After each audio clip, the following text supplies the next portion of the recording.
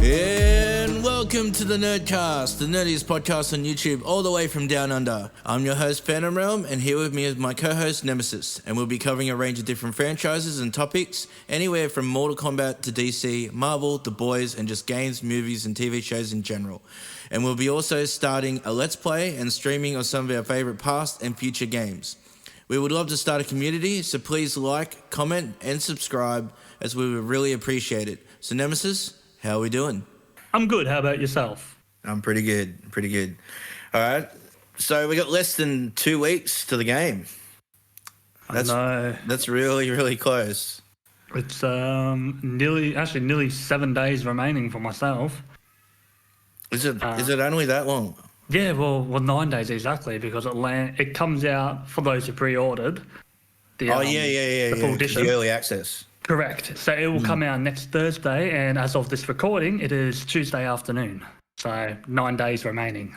I'm so excited. I'm scared. I'm scared. You're scared. I'm excited. Well, I'm excited and scared. I've heard rumors that some stores are doing earlier releases in about, I believe, 4 days time. And that's illegal, isn't it?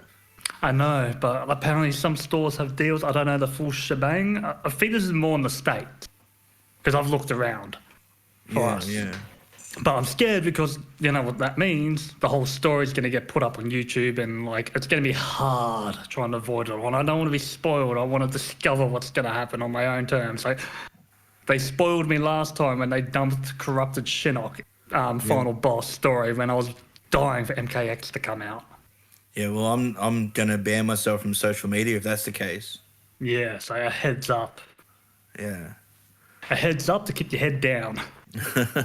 Yeah, well, I don't mind, them coming out with that 17 minutes of footage. I watch that, but any more than that, I mind because I wanted to play it early. Damn these other people.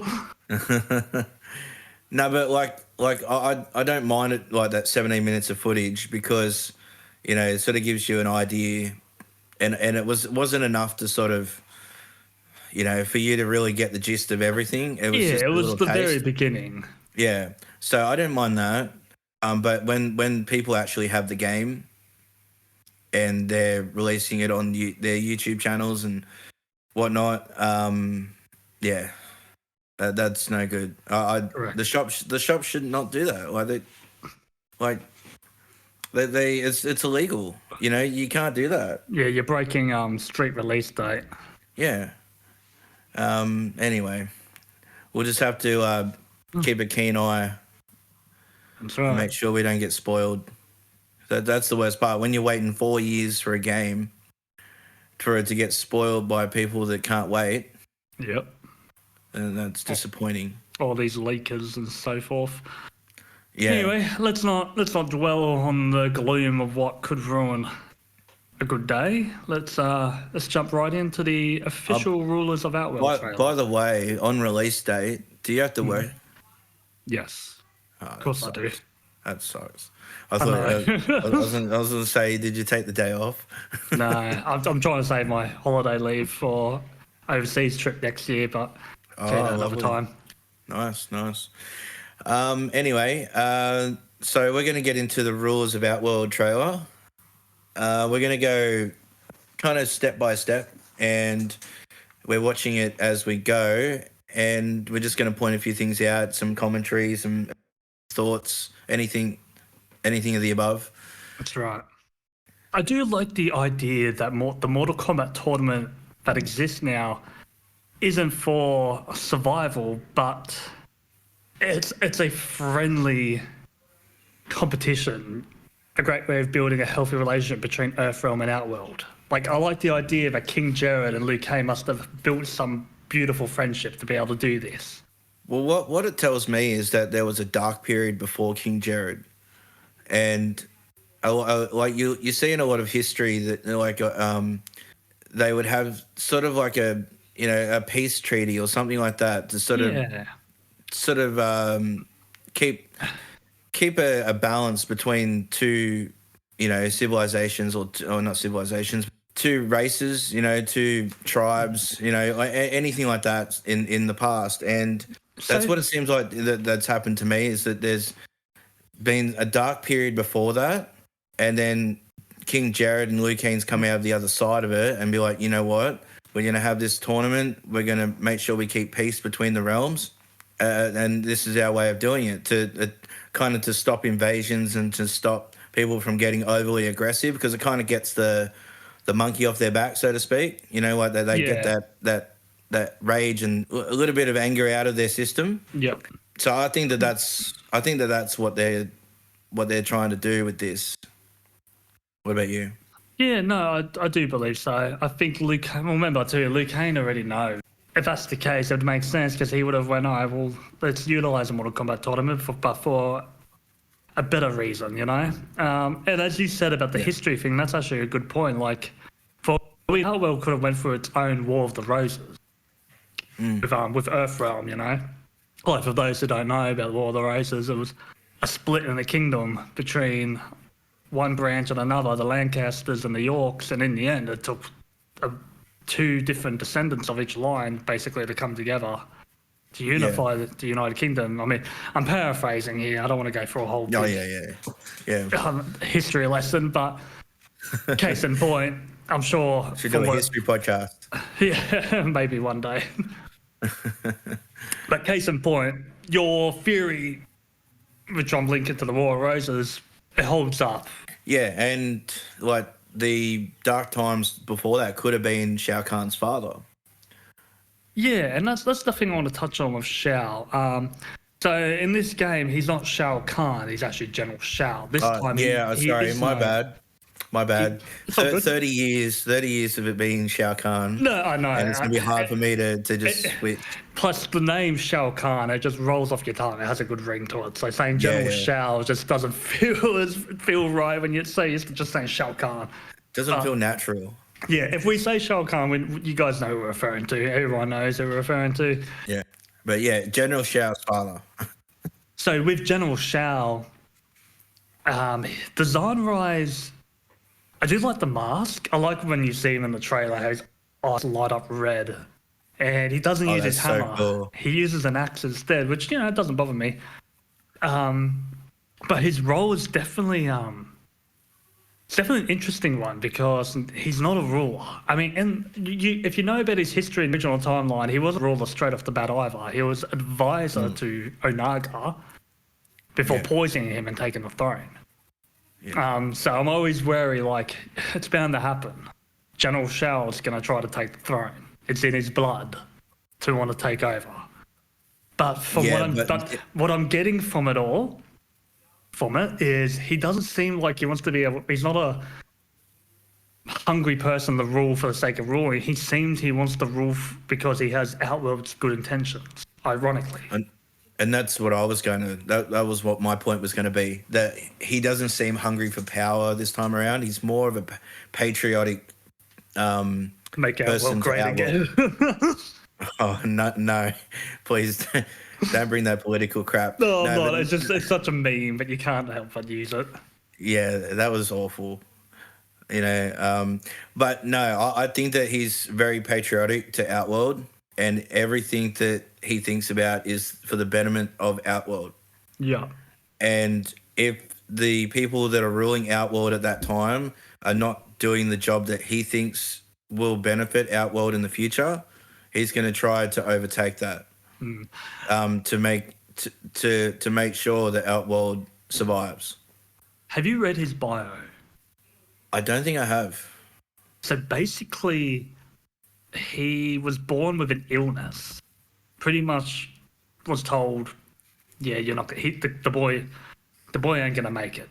But through perseverance and everything, he overcame his illness. People are theorising because of Liu Kang's probably done it to teach him humility. Maybe kind of make him a bit more humble in his upbringing by having him go through it. I mean, people have been cracking jokes too. Forgive me if this offends anyone. It's not my intention, but people have cracked jokes saying that Liu Kang's basically given Shao cancer as a baby. I was like, wow. Oh, that's pretty dark. But I think if that's the case, it would make sense why he's more patriotic to Outworld rather than him being someone that's born with powers of entitlement, which gives him more of that ego. But I'd say his ego is still there. It's checked, but it can be left unchecked if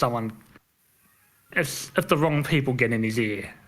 Yeah, it does seem to me that he wants to start a war, and like we'll get to that later. But with Sindel having that conversation with him, that he wants to go to war, and Sindel says something along the lines of, "You would consign us to endless war. Better that than be Liu Kang's lapdog. Did not your illustrious father teach you that war is the last resort? Do not forget that, General." So that kind of contradicts my theory of his father was throughout the dark times. Maybe his father is what helped bring Jared, Sindel, and all those into a rule of Outworld. His father could have throughout the dark time. And war's war. If you have to go to war, you have to go to war. And I'm sure his father probably saw that.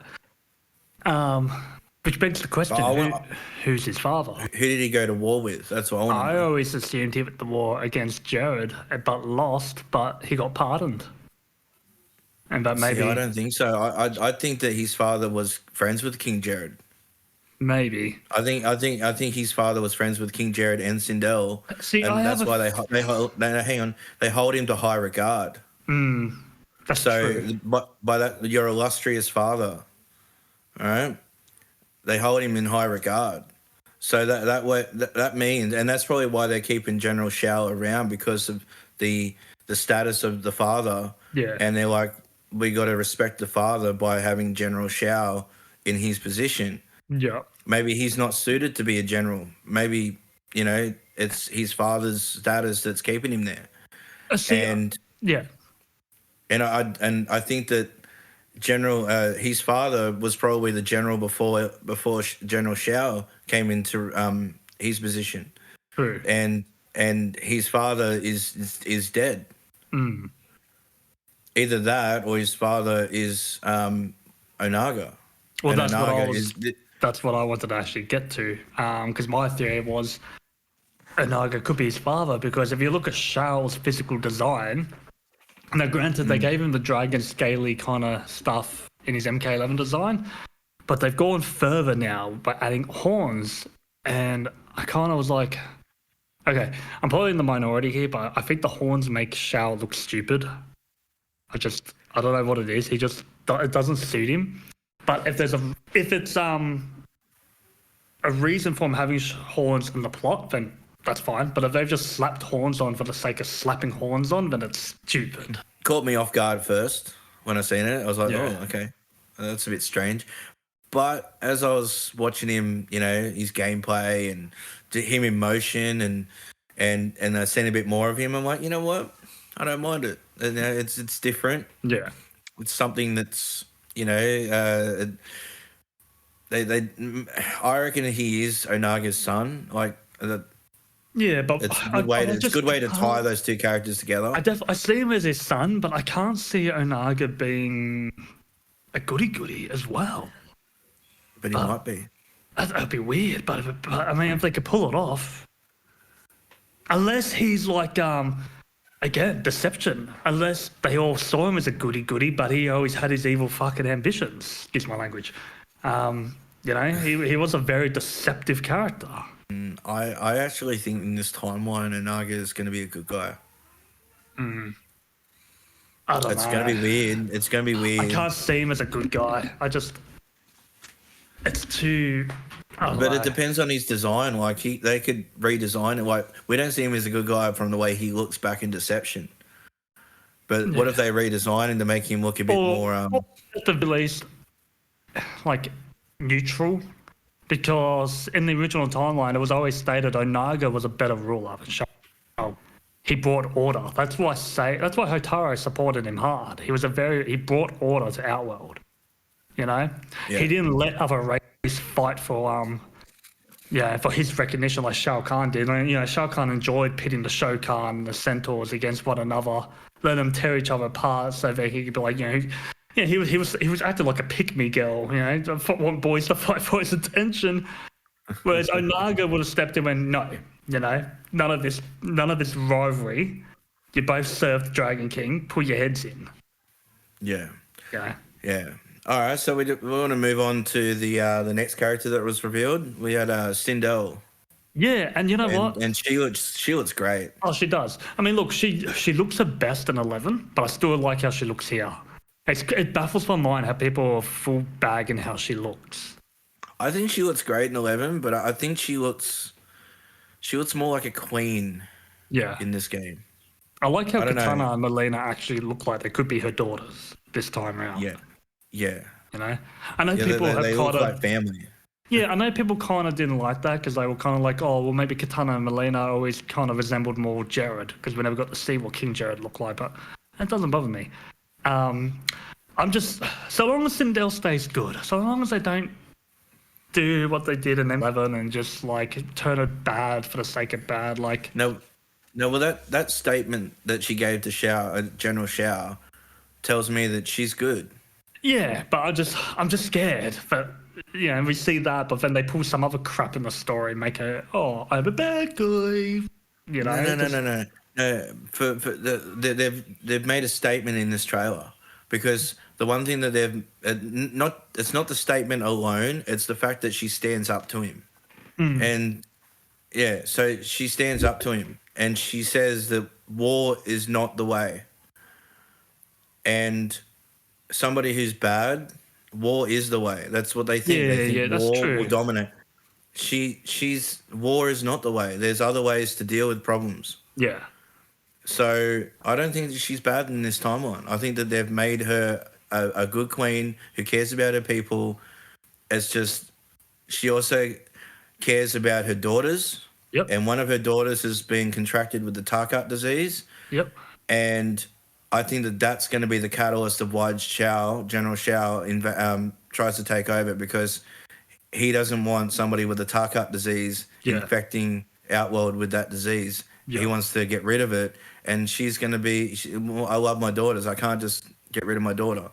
And the fact that one of them has been diagnosed with the Tarkat disease, which is a fatal disease, and a very contagious disease by the sounds of it.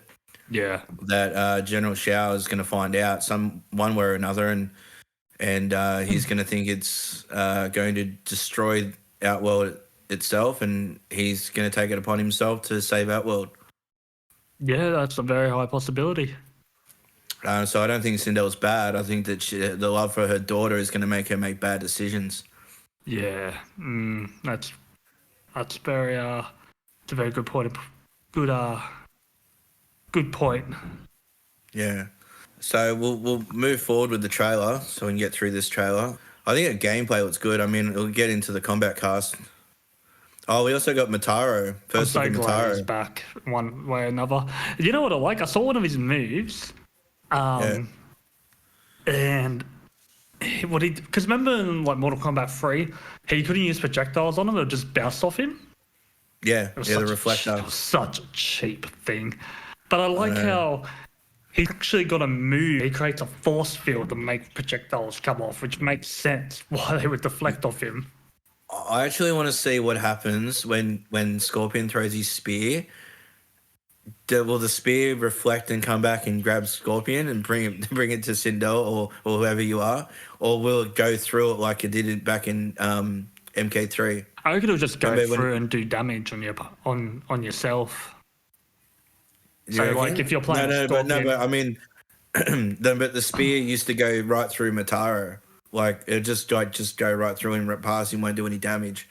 But like in this one, it's actually a reflector. Yeah, but I reckon it's gonna reflect off Motaro, and then it'll just like do damage on Scorpion, but it won't like do the actual move and pull him into Sindel or anything. That'd be funny though. Yeah, it would. Be cool if it did. Yeah, so I can see here we have a better look at. Remember when they had in the other trailer, the Imgadi? I think it was the Imgadi trailer. Yeah, when they showed them all kind of revealing, and everyone was going crazy, like, oh, who's this guy in the back circle? And I'm just sitting there like, it's just a random bonk. It's just Ed Boon trolling. You want to go back and see if we can try to spot a better look? Because it's not just him. There's others. Look. 1, 2. I think that was the third one. But hang on. He was on his knees. Yeah, he kind of ducked and bowed. Yeah. We'll try and get a good shot. Yeah, see? Yeah, that dude there behind Kung Lao. I think it's Shang And there's Tsung. another dude there behind Kenshi. Like, I don't think it's anyone. I think everyone's just making a big thing over nothing. I think it's Shang Tsung. I reckon that's how Shang Tsung's going to deceptively put himself into the fray. And then he's going to reveal himself at some point. If you say so, I'm telling you now, it's no one. I don't know. Ed Boon wouldn't have made a big deal about it if... Ed Boon trolls. Ed Boon trolls. Those horns, yuck. Well, I actually don't mind him. I actually think it looks cool now. What is he, a Minotaur now? This looks great. Oh, it does. Wishi Academy.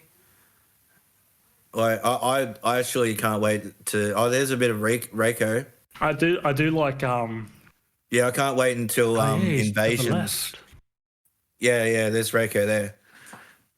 I can't wait for Invasions to go around all the different stages because it looks like each stage will have its own map in Invasions.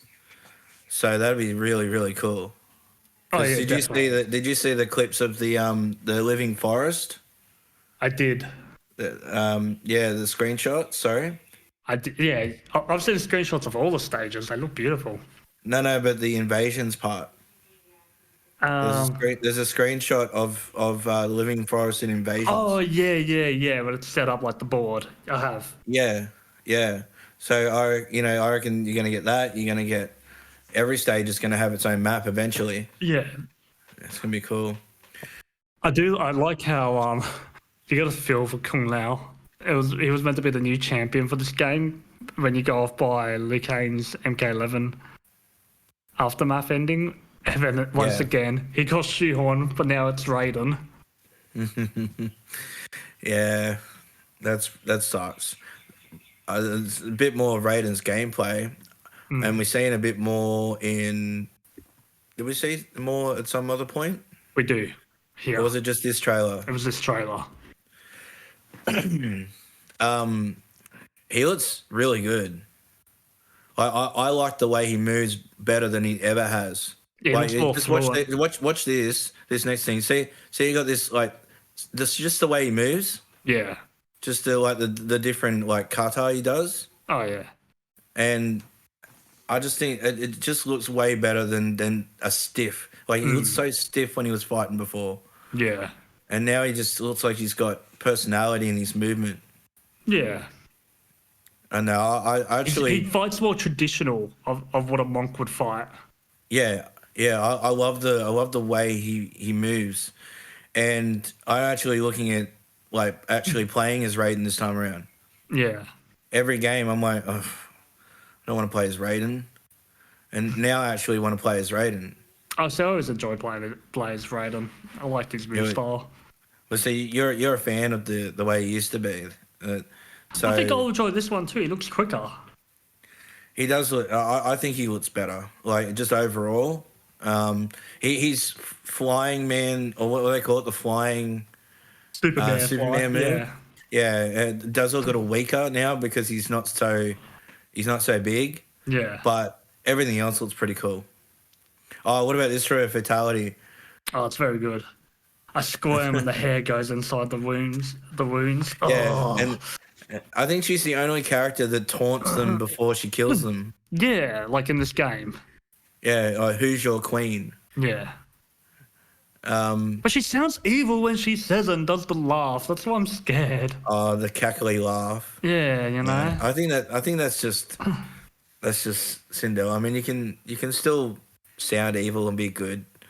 I do think that she's just going to be a mother and a queen that makes bad decisions based on emotions rather than logic. Yeah. So that's pretty much that trailer in a nutshell. Other than Damashi, I don't think anyone's been talking about this, and I have not seen any videos of people mentioning that Damashi was actually in this trailer. Yeah, well, you know, would never have guessed either until before we started recording. You actually sat me down and showed me where to watch. Yeah. It flew over my head as well. Yeah. And he's in a stage. He's in the it looks like the Lin Kuei. It looks like one of the stages that were in the Lin Kuei trailer. Yeah, like the outside Antarctic kind of building. Yeah, and it could be a different stage. I don't know. It looked very similar. For those wondering, when you go watch the Outworld Rulers trailer, you want to watch the fight between Shao and Sub-Zero at the beginning. That's where you'll see Damashi.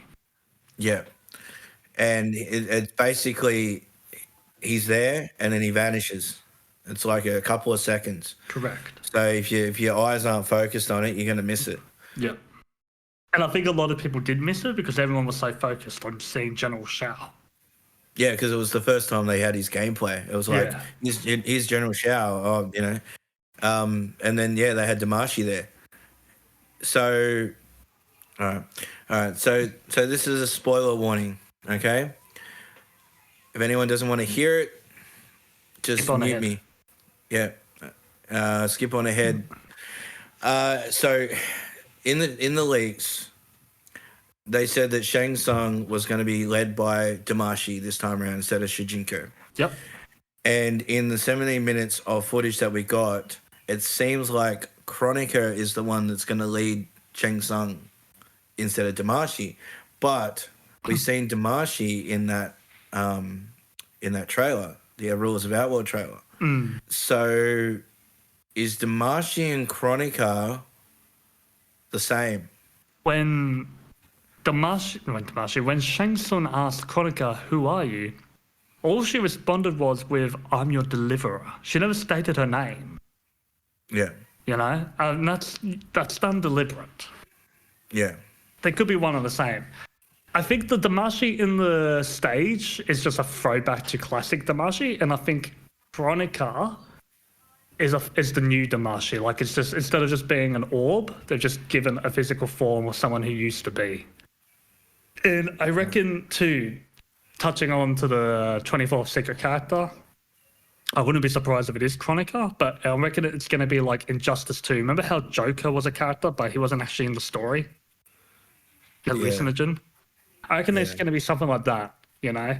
Kronika won't really be part of the story, but the Kronika that we see isn't actually Kronika, it's Damashi, or it's the other rumor going around, but it's Shang Tsung from another timeline.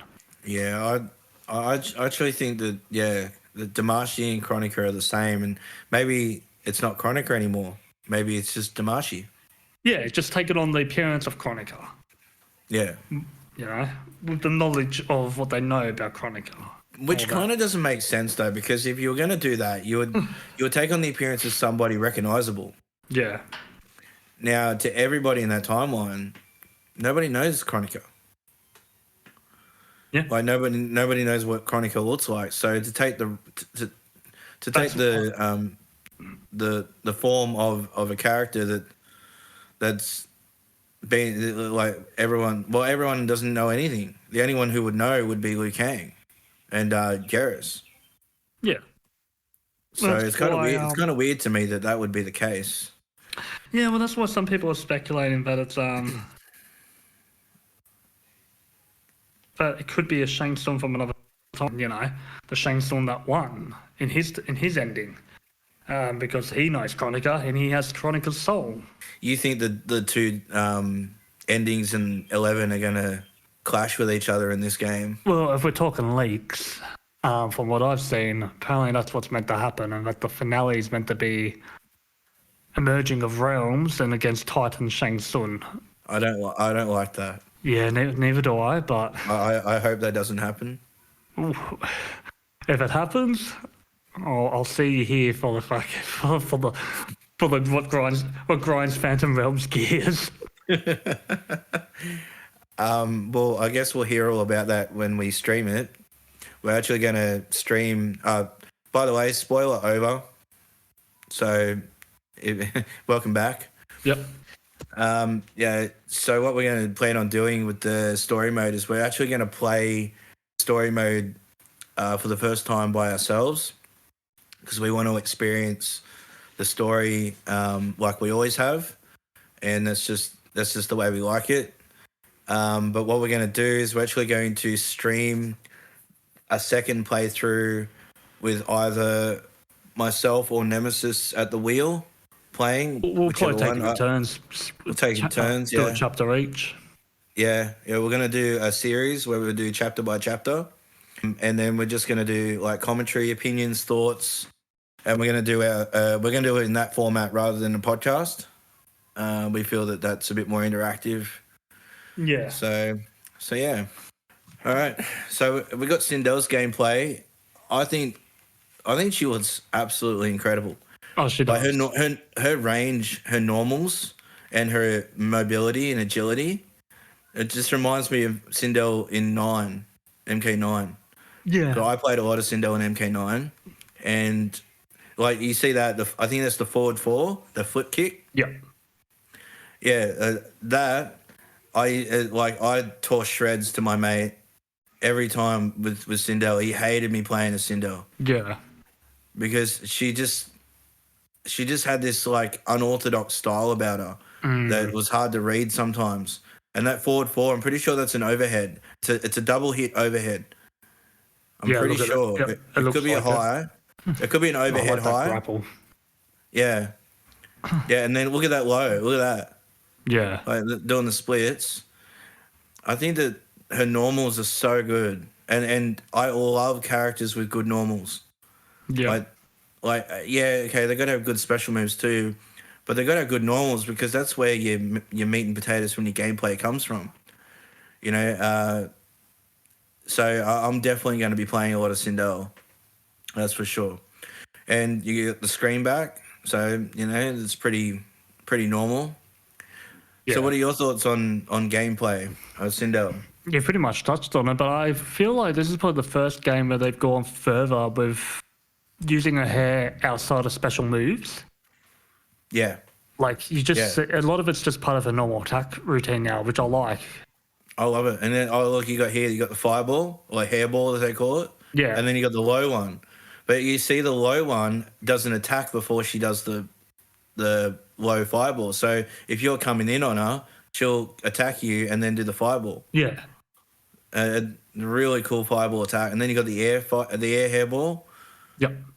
Then you got the standing and then you got the low. Like, you add that with a cameo, like Kano with his knives or anyone, even some of the cameos we haven't played with yet. Yeah. Her keep away is going to be insane. Yeah. And then, if you meet a burn, it goes right through Liu Kang's fireball there. And what we got here? We got the low fireball. I think she's going to try a combo with the... Yeah, so Stephanie tries... Yeah, see? Stephanie does a corner combo doing the low fireball. I think it's enhanced. I think it is. Wants to be enhanced, yeah. And then I love that grapple. And with the scream too, the scream is when she does it, you're staggered for like at least a good 3 seconds. Yeah. Like it's a long time in a fighting game. Yeah. And I don't know, she just looks so good. Or she's got that move, the flip kick. Yep. As well. One thing we didn't touch on in the Rules of Outworld trailer was Shijinku. Yeah, I was waiting for you to bring it up. I was going to say to you want to talk about your boy? Yeah, we'll talk about her. We'll talk about him after this. Yeah. So we'll go back and then I'll cut it. I'll cut it back. Yeah. But so she's just doing a bit of normals here, stuff like that. Oh yeah, you got the floating move. Yep. I use that's a staple. She's had that since MK3, yeah. So that's really cool. And there was something that she did up here. She did like a cancel. She did like a I wish she'd stop moving. Yeah, so she did a jump cancel into a float, and then she'd like sort of delay an attack. It was really cool. Yeah, there we are. See that? Yeah. Yeah. She went to that's go really cool. Yeah, goes into the punch instead. Yeah, that's really cool. Like just faking out. Yeah. I love doing stuff like that. So I don't know. Like when I first heard about Sindel, I thought, I don't know, because I didn't play much of her in 11. Yeah. Because I don't know, she was a DLC character. I'd already been over 11 by then. Yeah. You know, so but now she's in base roster and she looks just really, really cool. Yeah. I think I might main her again as one of my mains anyway. Yeah. Are you as interested with her as I am, or not really? Yeah, I was not that fussed, in all honesty. She is a weapon when it comes to the cameo. Watch what she can do. She can take control of your opponent's cameo. She can also stun the cameo. She can also what she's doing the here. serve your queen thing that she just did. Yeah, serve your queen, and then basically the cameo recovers faster. So see how it's recovering? Yeah. It's basically recovering as soon as the attack's made, so she can just keep doing it. Yeah, she could spam the crap out. Oh god, that's gonna be broken as shit. That's not the end of it, man. Keep watching. Right? So she's enhanced it, and it's hard to tell without audio because Stephanie explains what happens here. But I'm pretty sure Look at that. Yeah. They're gonna nerf her. You watch. So she has another one where, so if she has it enhanced and she goes to do a combo, she actually stuns your cameo when you go to do a breakup. Yeah, I saw that. Sonya kind of just fell to the ground. Yeah. So yeah, like boom. And then what happens is instead of it becomes a restand. So she gets a restand pop up. So it actually pops you back up for an extra damage. She's probably the first character on the roster that has something that actually affects the cameos, like with a move, because yeah, and then that's not the end of it. If she enhances it, watch what happens. This is what made me go, oh my god, Sindel is just insane. Yeah. So you gotta do it on read, right? So look, Sonya's now stunned for a couple of seconds. Yeah. I wonder if you could do it in the air. You can't use your cameo. There we go. Boom. Yeah, right? So the opponent can't use their cameo until that time, and then wait until she enhances it and watch what happens. All right, she's enhanced it. Yep. All right, and now she gets to use Sonya. So what do you think of Sindel now? She's gonna get nerfed. She's so overpowered. I could just see those sweat lords on the online modes just abusing the crap out of it to the point where they're gonna nerf her. So if I was you, I'd start playing Sindel quick when she pick up the game. But I mean, what could they nerf though? Like they just have to take away her ability. They'll nerf the cooldown gauges and stuff like that. You know. Yeah. But I think that's incredible. I thought you would have seen that, man. Yeah, hang on. You have to look. I'm gonna be honest. I didn't get to watch the whole thing because I've just been busy and I was sick. You know. So. Right. Yeah. No, that's cool. But yeah, no, Sindel is insane. Yeah. I basically stayed up for it. Oh, nice. I little bloke's been keeping me up at night, so I kind of got insomnia. Yeah. All right. So we get a look at her fatal blow. Oh, that part there always. Yeah, that gives me the willies. Yeah, every man around the world he shares the same feeling. Yeah. So that's pretty much Sindel in a nutshell. I think that she looks great. I think that I can't wait to actually play her in the roster. The funny thing is this game. I don't know who to start. Like, I'm going to look at the character screen and I'm like, who am I going to pick? I'm going straight into story mode. Straight away. That's where I'm going. Well, yeah, me too. But, like even You're then... talking 1v1, though. Yeah, I'll go Scorpion, because Scorpion's always been my favourite. I'll always have to start with him. And then once I've done, like... Is there an arcade ladder? Like... For like an ending and stuff, do we know? Or is it just the endings for invasions now? No, they would have classic towers too. Yeah, because I'll go classic tower, do Scorpion, get him done.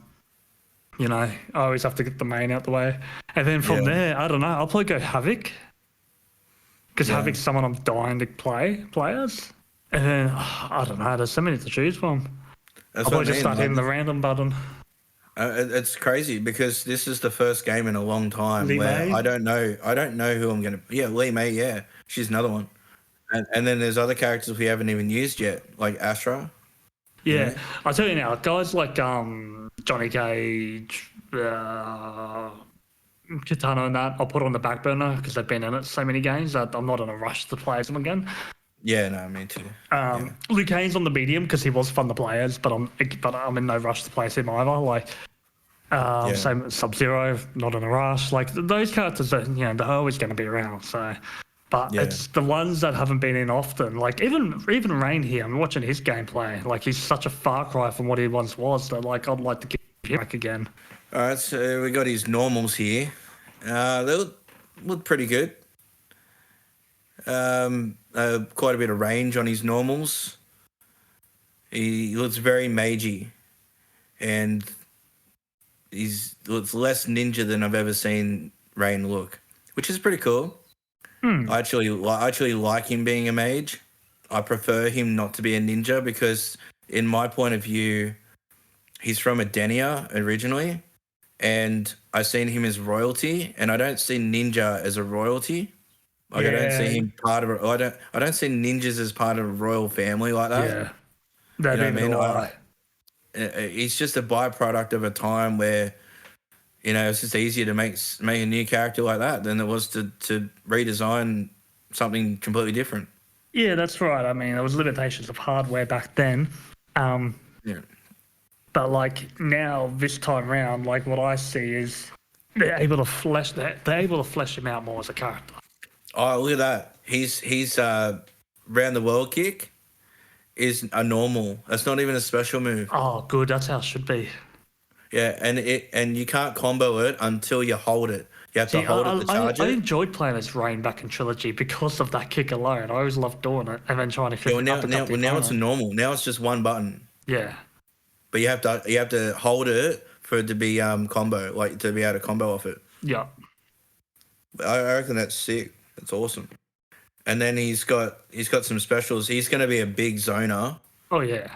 So if you watch some of his zoning tools, he can actually cancel. He's the one of the first ones who can cancel his projectiles. Yeah. So that's pretty quick. Pretty quick projectile there, straight standing. Yeah. And he can actually cancel out of it. So I don't know if they'll show that in a second. He can charge it and he can cancel it. So he's charging at the moment. And I just think that I don't know. I can be a zoner, so I know it's frowned upon, but I mean there are different styles. It's nothing wrong with being a zoner so long as you're not a spammer. Yeah, that's where it becomes cheap. I mean, I was doing a bit of zoning as Lee May, but I was smart about it, Yeah, look, see, he's got the diagonal. Yeah, so if you want to jump his straight standing one, he's got the diagonal one now. Yeah, and then. Look at his strings. Look at they got range on them. Like, if you wanted that mid-range sort of attacking space, he's perfect for that. Like playing a bit of footsies, sort of just stepping back, coming forward, and then getting him some. I love characters that have good range in the mid-range because you can play that footsie role. That's the one thing that Lee May sort of fell short on. It was very hard to play footsies with her because her normals were very stubby. So, it was very hard to get in on, even Liu Kang with a lot of his strings were kicking related. So he had a lot of range with that. Whereas Lee May, she did a lot of punching, but she had shorter arms. So it was I loved Lee May, but it was very hard to get in sometimes and sort of do that trade-off. Yeah. Whereas someone like Rain, he might be a zoner, but he looks like he can trade a little bit better. Yeah. When it comes to that. Yeah, and I think it was pretty cool. You got the water portal here. Yep. But you have to set it up, though. So you have to put 2 on the screen to be able to use it. Be careful. Yeah, so you can't leave yourself wide open when trying to do that move. That's the downside. Yeah. You got to be smart with it. Like, you could use your cameo to sort of cover, bring one out. Yeah. And then use your cameo again to bring the other one out, and then you've got 2, So, yeah. I mean, if you're smart with it. Oh, then he's got his trap move on the ground. Yep. It's pretty big. Look at the size of it. And I love when it's like they've been flushed down the toilet. I was going to say washing machine, but that was better. Yeah. That's pretty awesome. Yeah. It's got the water effects are really cool. Oh yeah, They've done a really good job with Rain. Yeah, I'm glad to see him back. I'm glad to see him on the base roster for once. Yeah, not the just first deals, time. not just constant DLC. Yeah, he deserves to be on a base roster spot this time. It's really cool. Yeah, you got the. It's kind of that reminds me of either Shang Tsung or Shinnok, that move, the one where he does the water on the ground, like it kind of reminds me of Quan Chi with the portals and stuff. Does it? That's what I get from MKX. Yeah, when he used to put up like not so much the portals, but like the debuff spells and stuff, and he'd conjure on the ground, and he could walk through. That's what it kind of reminds me of. Yeah, yeah, and then he had this thing where he goes up into the sky and throws this like ball of electricity at you or something. I don't know, ball or something. And then his throw is like the throwback to the bubble move he used to do. Yeah, that's pretty cool. No, he looks good. I mean, I'm not. Oh, that's another move. The double overhead. You see that? Yeah. So he does he does this overhead move that's 2 hits, and pretty much it's like Sub-Zero's back 2. Yeah. We got Sryker. Got to see a look at Sryker. Yeah, I mean, it's not too much to go off. He's very reminiscent to MK3. Like even right here, he's doing his old classic grenade move ability. But what's special about that is it's an ambush. It's an ambush move, not a summon. Yeah. So it means that he can do the grenades while you're comboing. Yeah. Whereas if they do a summon, it means that your character stands still while they come out. Like that move there, that's a summon. You could improvise and utilize how you want his grenades to set up during one of your moves. Yeah. I mean, I'd be putting someone through the portals and then having them do a grenade and just keep them bouncing in the air, basically. Yeah. He's also got the overhead and the low.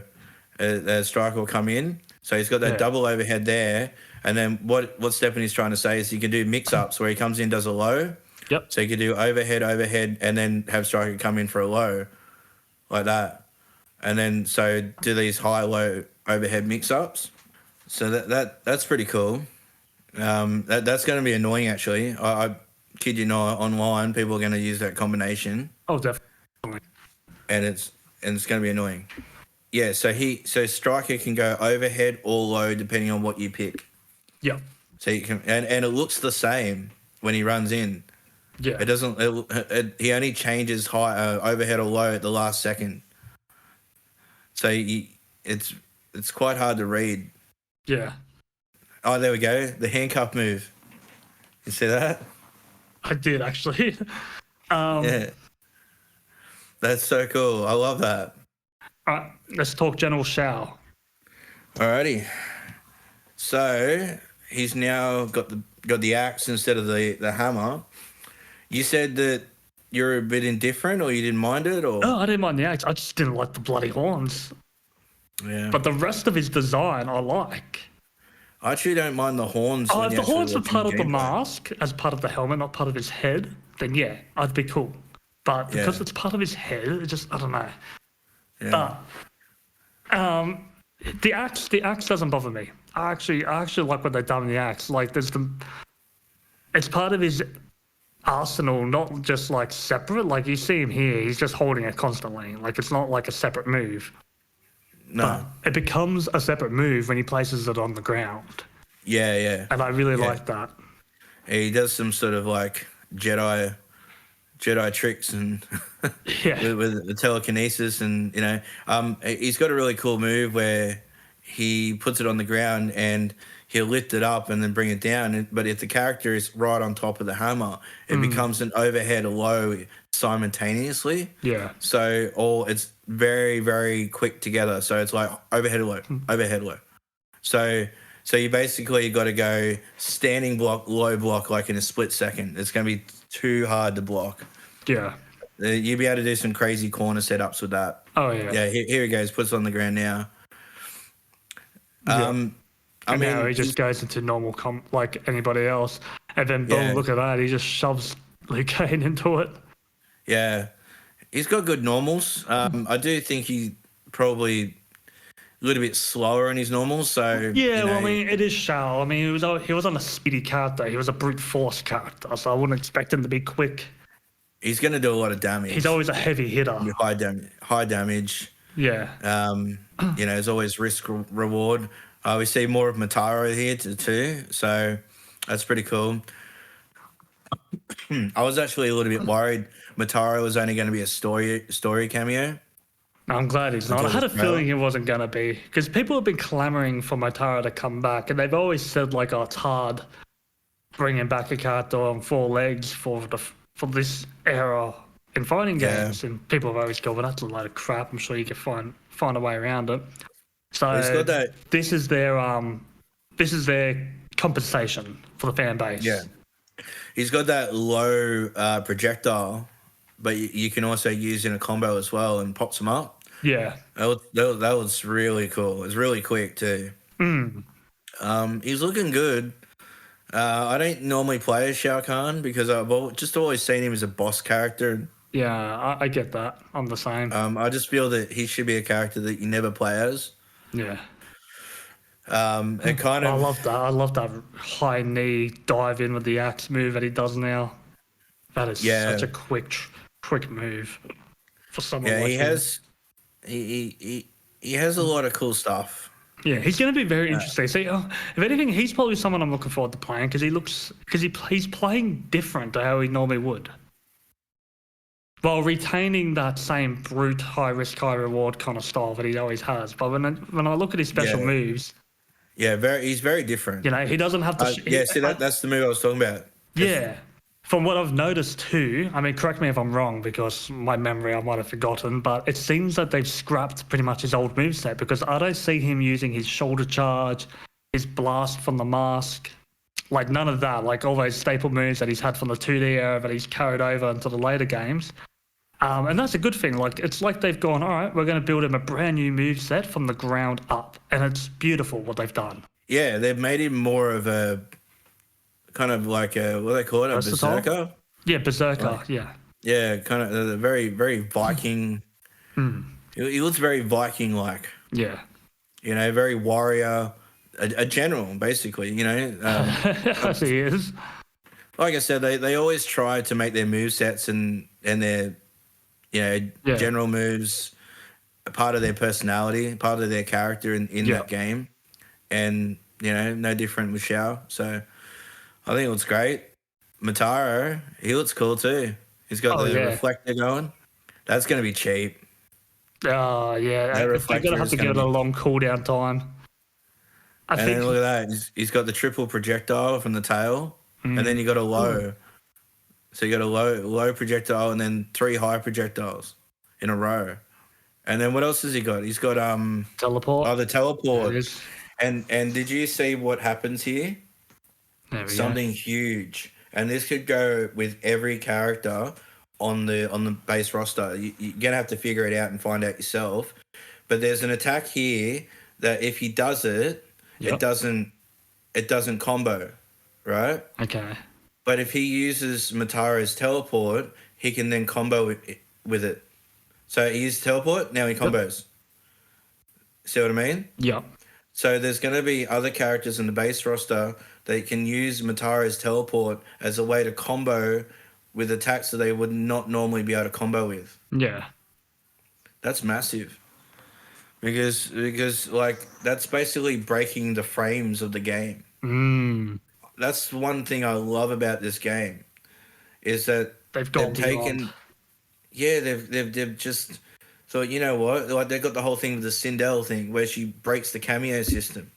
Yeah. And then you got Mataro's breaking frame data with certain attacks.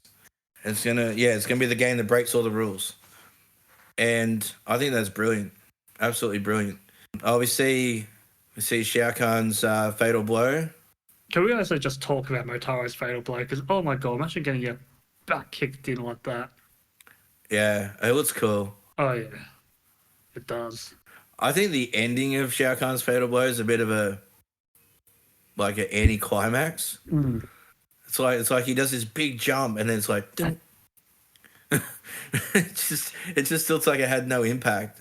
That last hit. It was hilarious. Okay, I think we've got a bit more as well. Yeah, it's more Shao against Baraka. It's gameplay between two of the QA analysts. Okay. I wanted to actually fast forward to something here because if memory serves me right, this is the video where we get to see Motaro's fatality.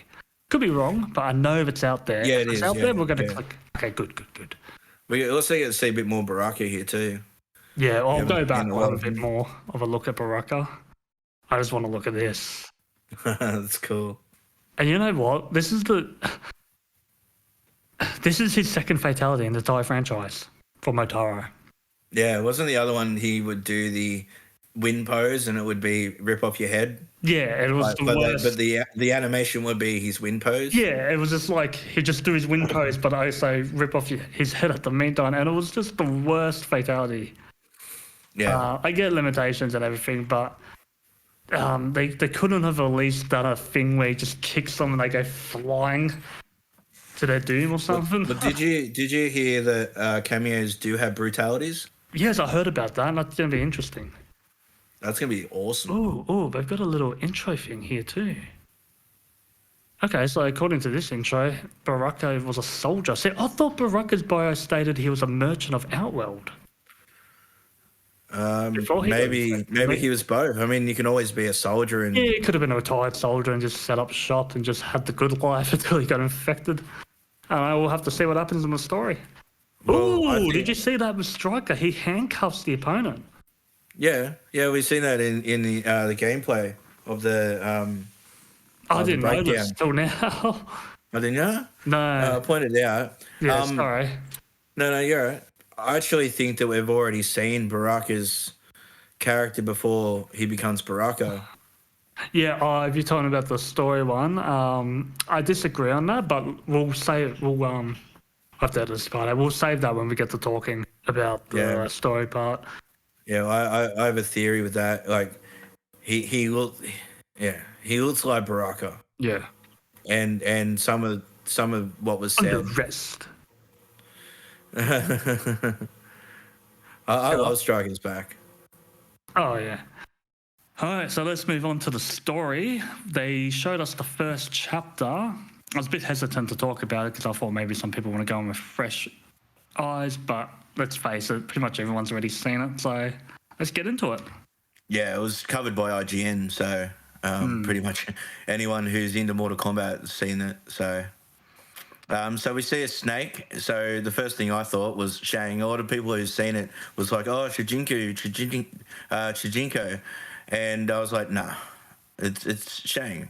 Like, it's design right. He does kind of look a little bit like old Shijinko, but Shijinko wouldn't be peddling fake potions. But it looks like they used old Shang's face on Shijinko in the trailer.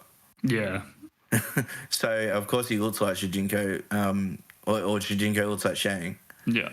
But yeah, we see Shang, an oil salesman, selling, fake cures to people but trying to make a living. Yep.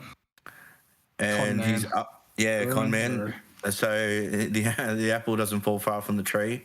Yeah. So even though he doesn't have his powers, he's still a piece of shit. Yeah, he's still a piece of shit. He's still a snake. Yeah. So to speak. Once a snake, always a snake. Yeah.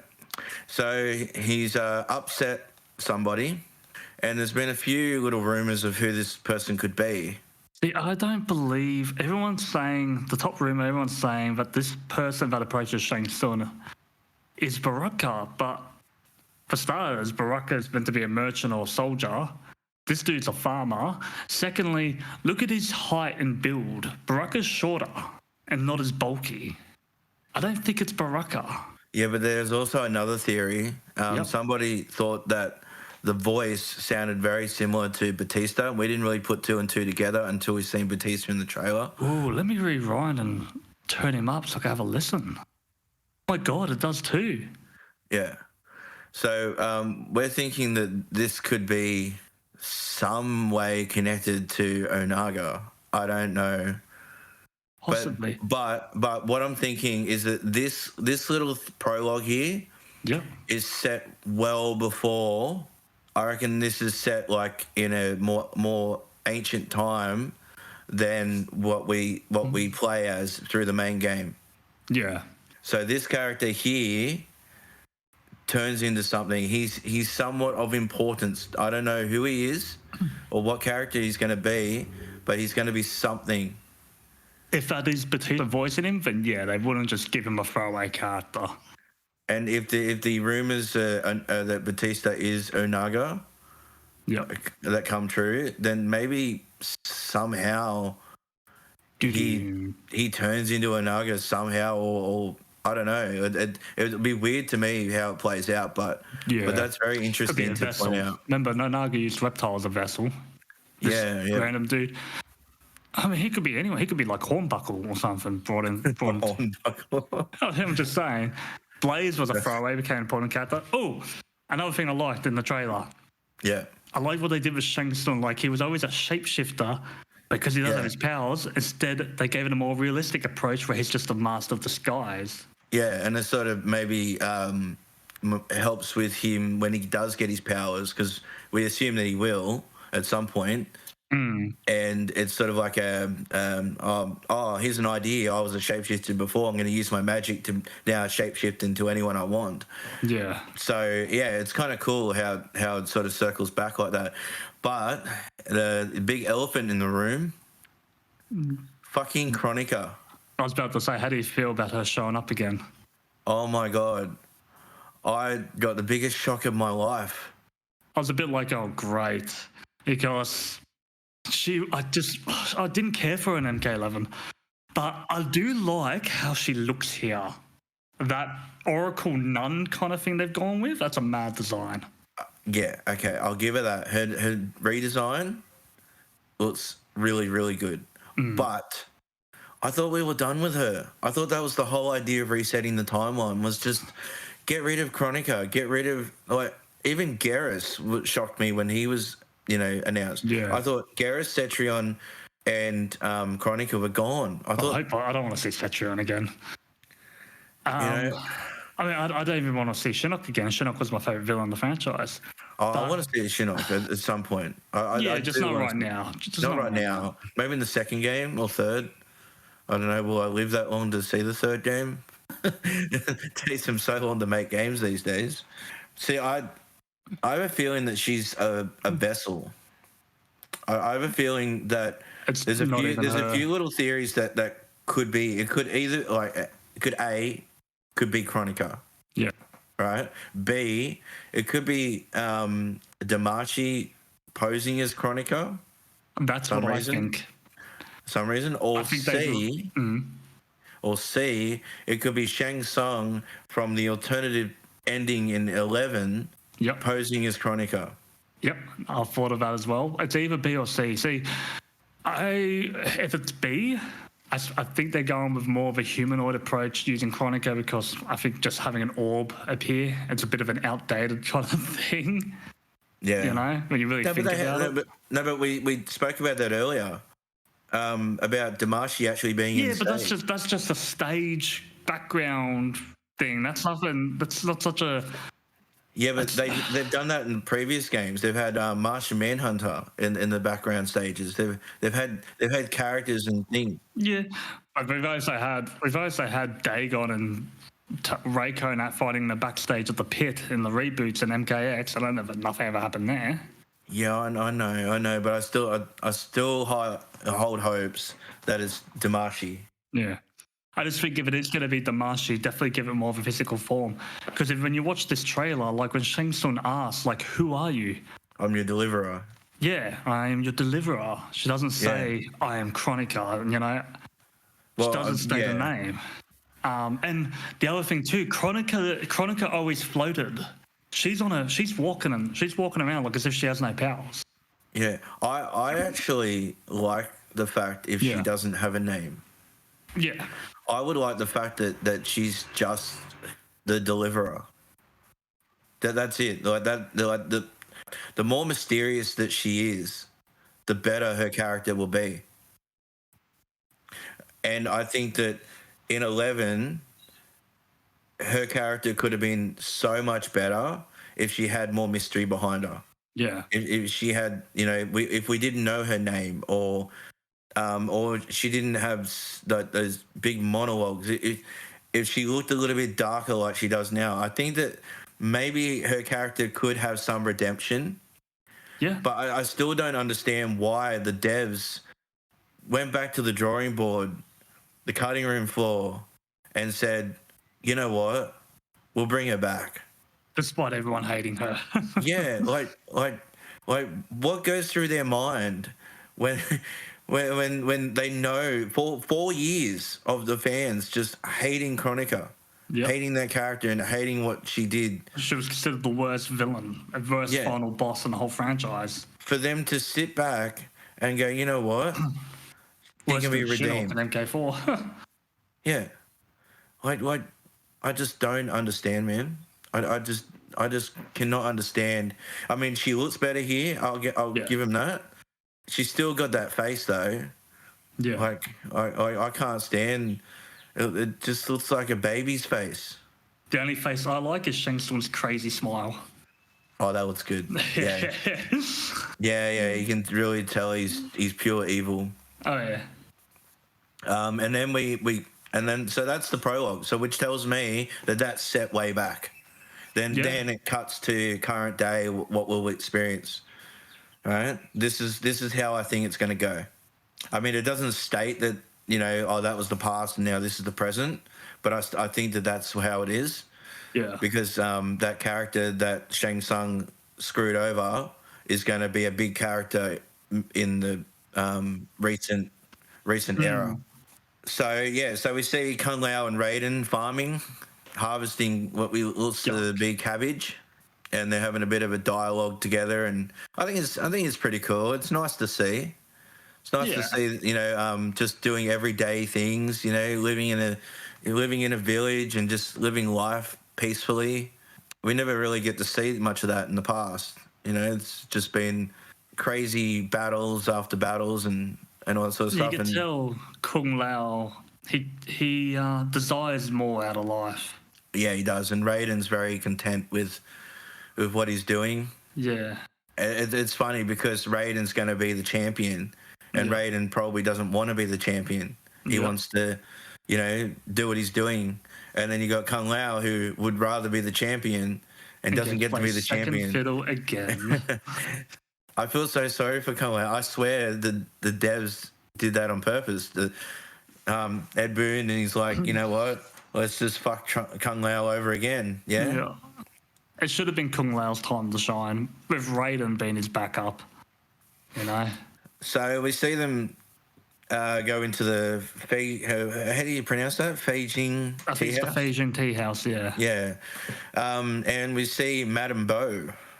Is that a gender swap? Or maybe she's just a wife to Baracho. Yeah, but Baracho's not that old. Oh, he's an Outworlder. Yeah, but I'm sure they age different. They age different, but they usually. Who knows? Yeah, but in this timeline they might not be. It's probably not even a gender swap. They've probably just done it as a reference to Baracho, and she's just a fresh new character. Yeah, but there's a few little hints here. Like what she's saying here to Kung Lao. She's saying, have you been practicing what I've been teaching you? Yeah. Baracho is very well known to have trained Liu Kang. Yeah. And for the tournament, and I know he's from Outworld and whatnot, and the reason why Baracho could never fight in a tournament is because he didn't want to fight against Earthrealm. Yeah, because every time if he fought, even if he would give the victor to Outworld, despite wanting to fight for Earthrealm. If he was to win, Outworld would get the victory. Yeah. So he never ended the tournament, but instead he trained Liu Kang.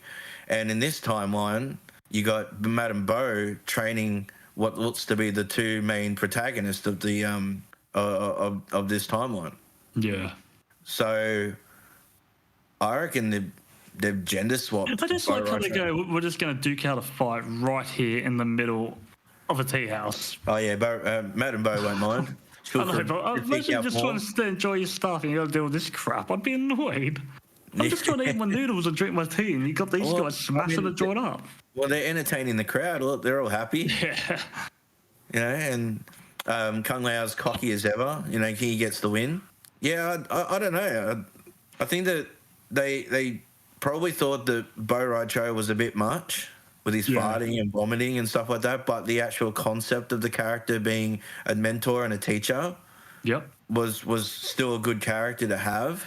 And maybe they felt that if they made it a little old lady, give a bit of comedic value too when we see later on.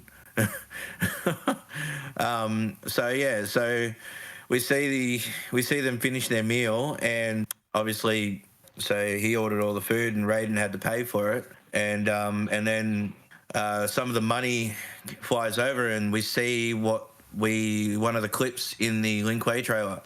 Except he doesn't say where there is smoke is in fire. I was expecting that line, and it didn't happen. Instead, he's here muscling. It's like the Lin Kuei's running a protection racket now. Yeah, they're the mob, Earthrealm's mob. And she's like all sassy. I've been busy. So they're here to basically, ask for money to offer their protection. Otherwise, they'll destroy the place. It's not something I pictured Smoke doing, just squeezing people for money and that. He always seemed like such a kind of person. No, well, they're heavily influenced by Bihan. I mean, Bihan's still the head of the Lin Kuei, right? Yeah, that's true. Right, and basically, it's do what he says or he'll kill you. I really like how Smoke looks. He's just got such a traditional ninjutsu design to him. Yeah. Oh, what about that? Throws an old lady off the balcony. How do you feel about Smoke's character there? No, because it's Mortal Kombat. I'm so desensitized to it. A poor old lady. Oh, well. Poor Madame Bo. Hold her own. You saw her deflecting all his moves. I actually want to see Madame Bo as a cameo at least. Yeah. I reckon that'd be sick. They'd bring in Madame Bo for some assist attacks. Or a DLC main playable character. Imagine they're doing a fatality. That'd be pretty awesome. Yeah. So we defeat Smoke, and then we see Bihan throw down an ice ball. And the funny thing is comes in as Scorpion now. The one thing I noticed too is that when they first seen the Lin Kuei, I know Raiden goes to Kung Lao. The Lin Kuei, who are they? And then also when they see Bihan throw the ice ball, they go, "How are they doing that?" Yeah. Seems to me that these guys are they've never watched TV. They've never been outside the village, and they've never experienced anything else. Yeah. Plus, I'm sure the Lin Kuei are a very secretive society. Being a group of assassins as such, you wouldn't go advertising it, but also Raiden and Kung Lao definitely would have lived in their own bubble with that village. Yeah, like you would have seen some sort of crazy powers of yeah. It's just weird how they don't know anything. And no, it's pretty cool. And then we have a battle. So I reckon this is pretty cool. The Scorpion's got him by the ankle with the kunai. Yep. And then he does the famous "get over here," which is really weird because it looks like, it sounds like it's overdubbed, like it sounds like an old Asian movie where it's just copy pasted over the video. Yeah. And they're still using Ed Boon's voice from MK4. You know it's funny. He won an award for the longest reigning voice actor for a character. I like this bit. Oh yeah. The guy just picks off the ice for his drink. He just does not care, but there's a life or death fight happening right next to him. And then the hat. Bihan just turns like, really? Yeah, incompetent. Which also, that line there tells me that this is a test. Yeah, well, people theorising that Liu Kang sent them to test Kung Lao and Raiden because it seems Bihan and Kuai Ling are pulling their punches if you watch the fight. Yeah, so maybe they're not really the mob. Maybe the whole shaking down a restaurant.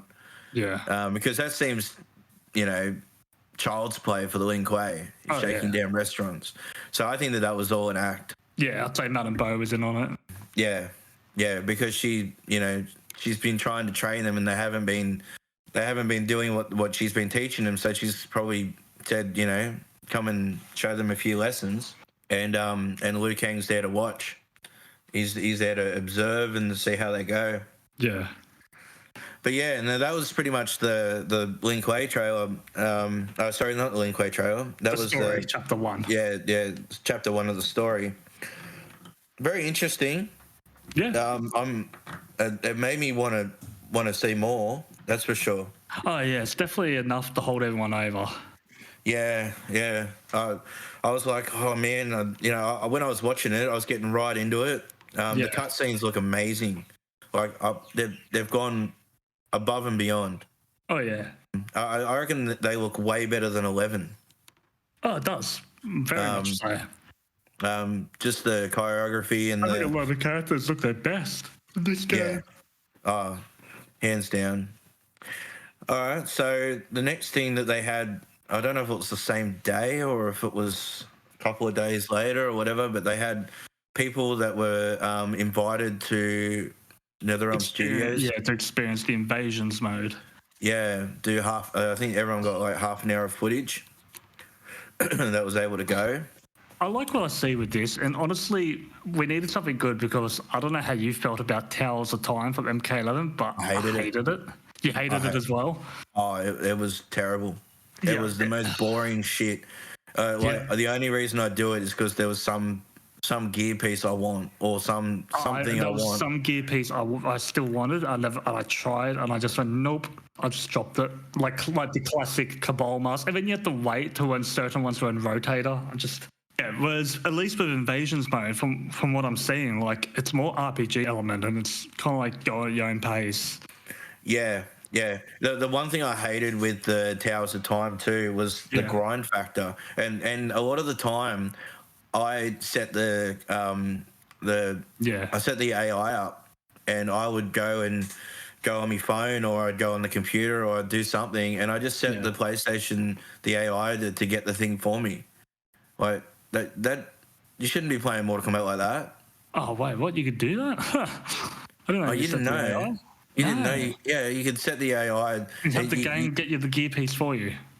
Yeah, you'd have to sit there and press X every time the battle finishes.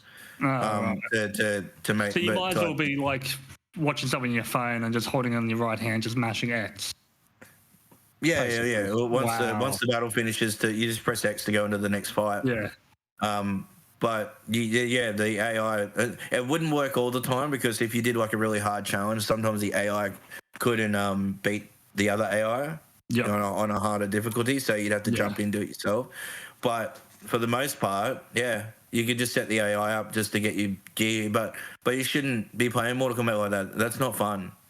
Yeah. But that's not how Mortal Kombat should be played. You should be actually having fun doing unlocking things. You should be having fun playing the game, not have to rely on the AI to play the game for you. Yeah. And I don't know if they'll let you do it this time around, but you remember how they had AI battles as one of the modes? Yep. When you customized your character, there was another little tab where you could set your AI. So you could set them to be more rush down. You could set them to be neutral. You could set them to be like more zoney type, and you could how many times they'll grapple. So you could set them up how you want to play, how you want your AI to play. Yeah. And then you just throw them into battle. I think it was like press square or something and set it as AI instead of you. Yeah. Yeah. But no, this invasions mode looks way better. Oh, it does. It's fresh. It's a fresh take. It kind of reminds me a bit of Deadly Alliance Conquest mode. Yeah. A much better version of that. And I've noticed there's endings tied to invasions, which I'm hoping are separate endings outside of the arcade ladder. Oh, there will be. No. Which is what I want, because I want there to be more endings, just more makes it more reason to play a separate mode. Yeah, like I want to do the arcade ladder, just get the endings for the characters there, and then find out the endings that you get in invasions mode are totally different. So that gives me more of an incentive to play it. Yeah. Well, I think that the seasons is what's going to be like what the endings are. I don't think there's character-specific endings. I think it's the endings for each season and after you beat the boss. I think that they'll still have the character endings in the towers like they've always had. See, that's my only other concern is seasons because, like games like Apex and Destiny, like I play a lot of Destiny. Yeah. And they have seasons where like you go where it's a certain story happening for that 3 months. You got just those 3 months to do it. And so then you got to keep coming back, and then you got to keep paying for the next season. And I'm hoping that doesn't happen here. I'm hoping if we pay for the game, we pay for the game. Yeah, I know we get Kombat DLC with the extra characters. Yeah, that's a given these days, sadly. But I'm hoping with Invasions mode, they're not going to go, you get access to the first year of seasons, but then next year's seasons, you're going to have to pay for them all separate. So is that kind of like a battle pass? Yeah, and that's my concern. I'm hoping that's not what they do. Well, I mean, people can lie, I guess, but there was the question, was there battle passes? And the answer was no. Yeah. So unless they straight out lie to us. Wouldn't be the first time a company straight out lied to its consumer. Yeah, so that was Derek, I think. Derek Kurtz pretty much said that there wasn't going to be a battle pass. Yeah. So basically what they'll do is they'll do season, you'll have your Scorpion season, which will be the first season. They've already announced that. Okay. Which will be the Hanzo Hasashi season. So it's that version of Scorpion. Have you heard what the story is to that? I saw the ending. You sure it was the ending? So I don't think they've had an ending to it yet. It's the Scorpion ending, and it showed him. Do you want me to show you? No, I know what you're talking about. You're talking about he was trying to find what's his wife's name? Sujin? Is it Sujin? Hiroshi. Yeah. Because see, look, Mortal Kombat 1 Scorpion Invasion Mode story ending. I don't think that's the ending. I think that's the beginning. Mortal Kombat 1 Invasion Scorpion story ending cutscene. Yeah, I'm pretty sure people are misconstruing that though. Okay. Because I'm pretty sure that's the start. Like once you basically Johnny's mansion is your training area of the invasions map. Once people have finished the Johnny thing, that cutscene happens, and I think people think that that's the ending because they finished the Johnny section of. So that's more like an ending to the tutorial part, and they just that's when the season starts. But that would make sense then. That would make total sense. Yeah, so it's telling you the story of what we're going to experience moving forward into the first season. Get more cutscenes like that throughout the season. Yeah. You know? Yeah. So it's basically giving us a rundown of why Scorpion's so angry. Yeah. You know, and why he wants to destroy this timeline. Yeah. Yeah, I think that's pretty cool. I was kind of hoping that they would do a Deception-style conquest mode. Yeah, it's open world running around kind of thing. Yeah. That would have been cool. But I understand why they can't. I mean, it's a big endeavor. I mean, I know that they did it back then, and but look how streamlined the maps were. If you were to do it like those maps in this era, it would look so bad. Yeah, you'd have to make it look like an Elder Scrolls game, and then you're basically building a whole separate game by that point. Yeah. Yeah, and the thing today is people have so many expectations of what that should look like. Yeah. And if it doesn't exceed to those expectations, people will criticize the shit out of it. Yeah. And I guess they have to go to a more realistic point of view of what they're able to do in the period of time, because they're not like a huge studio, compared to like Ubisoft or EA or anything like that, where they can make these grandiose stages. Games. Sorry. Yeah. Whereas they're essentially a fighting game, and they're putting single player content into a fighting game. So I think this is really, really cool. Like that we even just got this as single player content. I mean, I guess people were looking at Street Fighter 6 and thinking, well, if they can do that, Mortal Kombat can do that too. But I don't think even I played the beta of Street Fighter 6, and it wasn't anything like crazy. Yeah. Like you could run around third person and talk to people, but there wasn't really a lot to it other than fight. Whereas this, it looks like you've got your stats, you've got your special talismans that you can collect, and you can forge them and upgrade them, have different attacks. You've got different mini games. There's the modifiers, in matches and stuff like that. So it looks like it's very, very, very full of content. Yeah, that's why I say it's very one of those board game kind of RPG kind of stuff. Yeah, it looks very board gamey. Yeah. It reminds me a lot of Chronicles of the Sword mode from Soul Calibur 3. That's the vibe it gives me. Yeah, I never played that. Oh, disappointed. Yeah, so what it looks like to me is every little single player mode that they've ever had since 9 put into one mode. Yeah. Because you got like, you played Injustice much? I did. Well, I wasn't big into it. Yeah, in the Star Labs, they had like, you seen how they were like, right here, he's dodging the the kind of mini game-ish kind of. Yeah, they did a lot of that in Injustice, where it was more, you're not fighting, but you're doing like this sort of stuff. That's fun. That helps break the monotony too, because even though it's a fighting game, if you're doing these sort of modes, if you're doing the exact same thing of fight this guy, it can get boring and repetitive. And that's why Towers of Time was boring. Yeah, it was. It really was. If it ever lied you sometimes to have to team up with other people online, it was just like, unless you got a skill issue, don't bother. Yeah, it was really hard. And I mean, I assume there's going to be hard things in this because it's Mortal Kombat, let's face it. Yeah. There's always dodgy shit that they put in there. I think that Invasions mode, I'm going to play a lot of hours Invasions mode. Like, I'm probably going to stream quite a bit of it. Yeah. It's probably going to be the mode I stream the most is Invasions mode.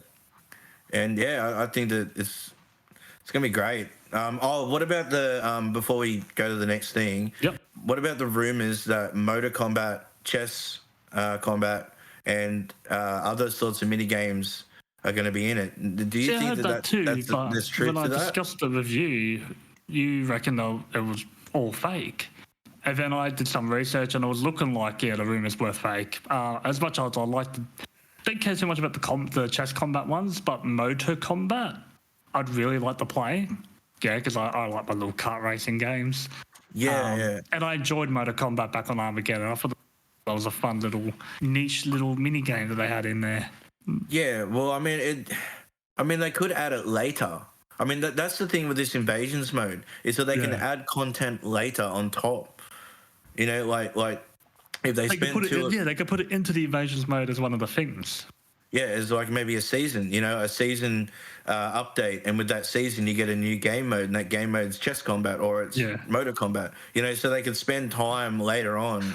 Now I'm picturing the collector looking like nitrous oxide for Crash Team Racing. I reckon it'd be fun. Like that's the thing with Invasions mode. They can add content. They can just keep adding. Yeah. Which is something that they couldn't really do to Towers of Time. I mean, they did, but will they add another tower? Oh, please don't. Oh, that's exciting. Yeah, I yawned just thinking about it. Add another modifier. It was very boring. Yeah. And when I got everything that I wanted to get for my character, I just stopped playing. Yeah. Because there was nothing fun to get back to.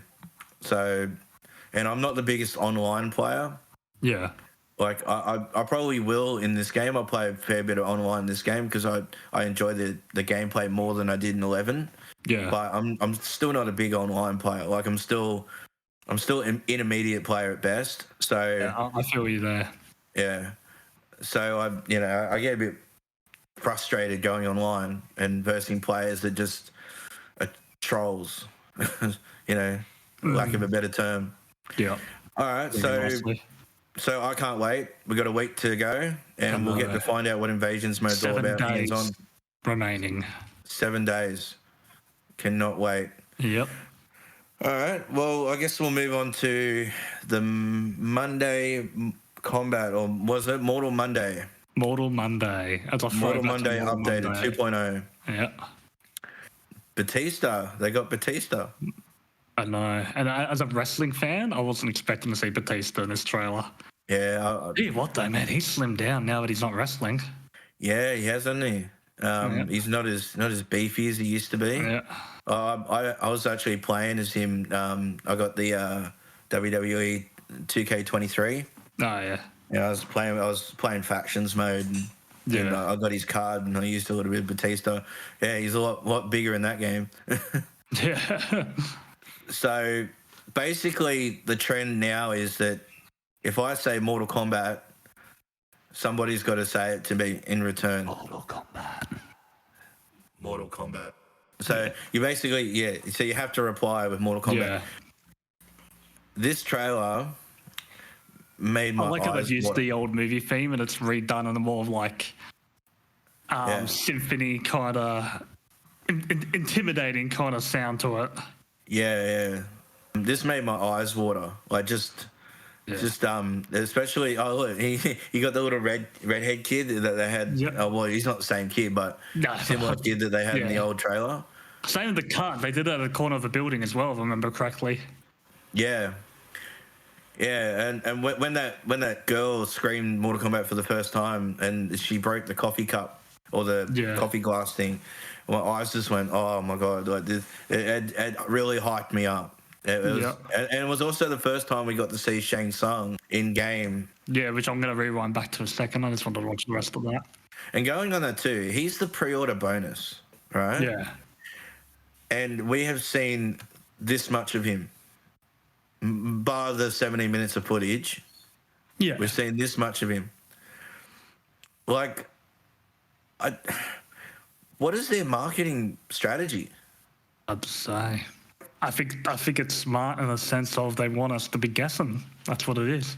Yeah, but I mean, he's the pre-order bonus. He's the one that they've got to show off for people to actually want to pre-order the game. I mean, okay, you got the hardcore Mortal Kombat fans who are going to pre-order regardless. Yeah. Doesn't matter who's the pre-order bonus, right? And but you got casual players who might not pre-order it based on Shang Tsung because Shang Tsung might not be a draw card for them. But if they show off Shang Tsung and show how cool of a character he is, there might be a bigger draw card to get more casuals to come and pre-order the game. That's true. And the fact that they haven't shown off Shang Tsung and we're, like we said, 7 days away from early access release, from the pre-order release, which is the release that Shang Tsung comes with. Yeah. That they're trying to get people to buy. You know, I don't understand it. I don't understand why they have not shown anything of Shang Tsung. I mean, I can understand Nitara, why they've waited so long with Nitara, and we're going to talk about her soon. I mean, we still haven't even seen Sryker yet. Yeah, that's so weird. I mean, unless we're getting a Sryker and Shang Tsung trailer together, which would be an odd couple to show off right before the launch, because as of this recording, this morning, because with us right now, it's 5:10 on a Thursday evening over here in Australia, but they released a new trailer in the morning. I got to see it as I was getting ready for work. I woke up with a wet dream.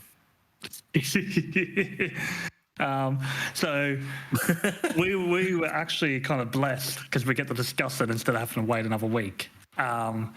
And that was the final reveal of Nitara. Now, she had been hinted immensely and rumoured who was voicing her and face modelling her. And all the rumours turned out to be true, and it is Megan Fox who will actually be doing Nitara, an actual actress, unlike Ronda Rousey. Yeah, and oh my God, she is still as gorgeous as she's ever been. Like, 100%. And then Nitara, I was saying to myself today, I don't know who to main. That's good. That's a good thing because it just means it's going to give you more variety to choose from.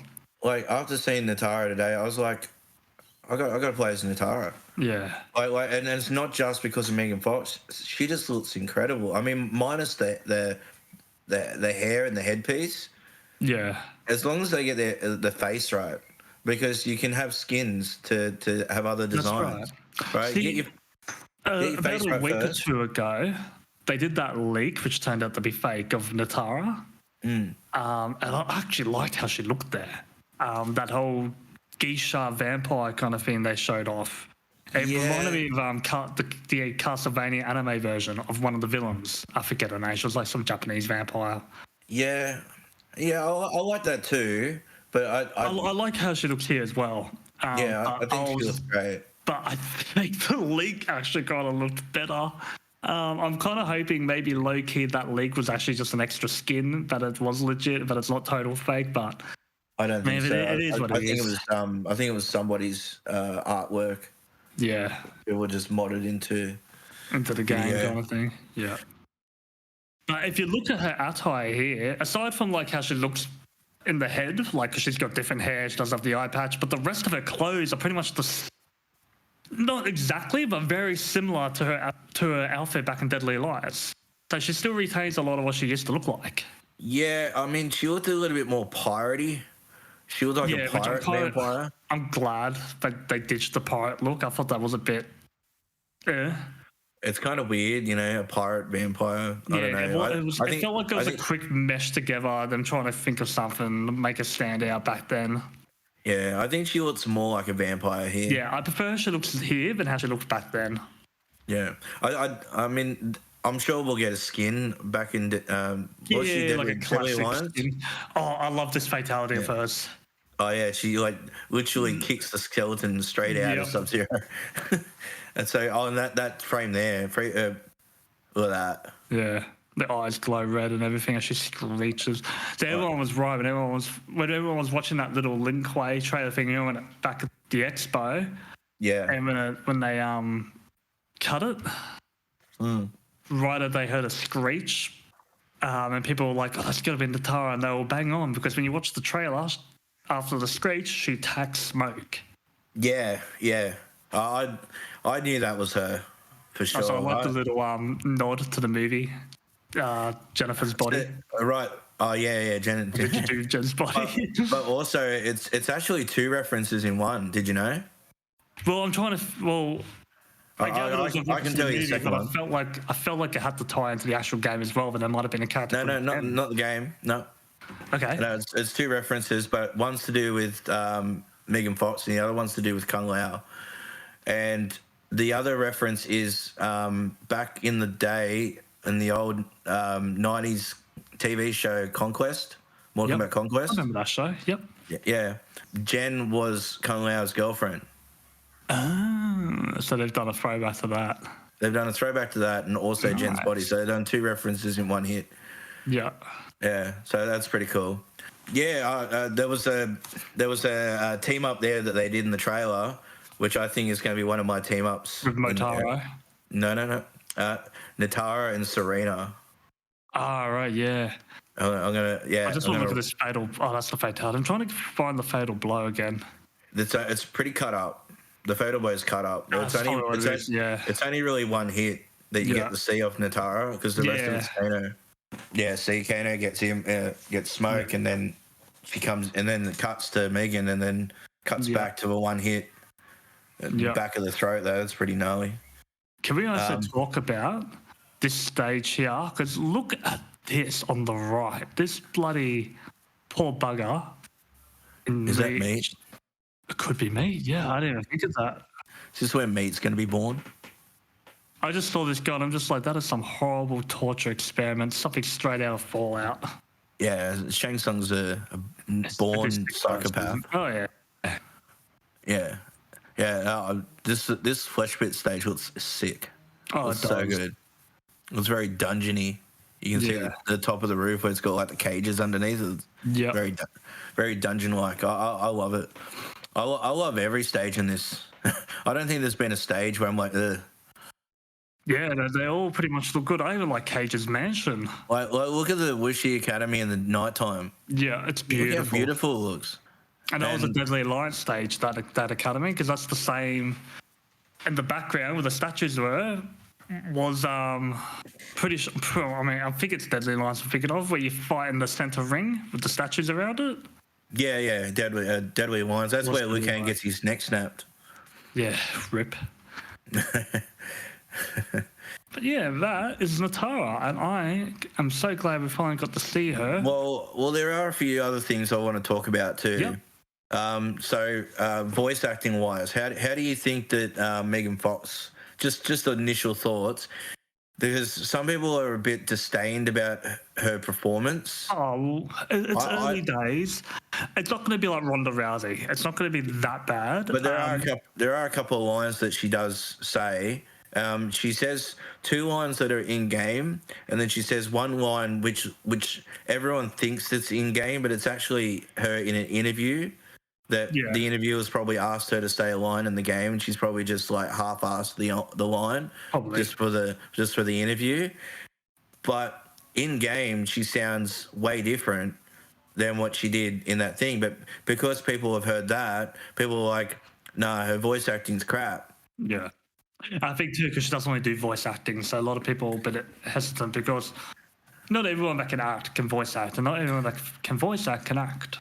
It's a very different skill, voice acting, because a lot of actors, they don't rely on just their voice; they rely on their body language and movement. Yeah. You know, whereas voice actors, it's your voice. Right. Like you've got to be able to hit different ranges in your vocals to be able to do voice acting. Yeah. And you've got to be able to, because I do vocals.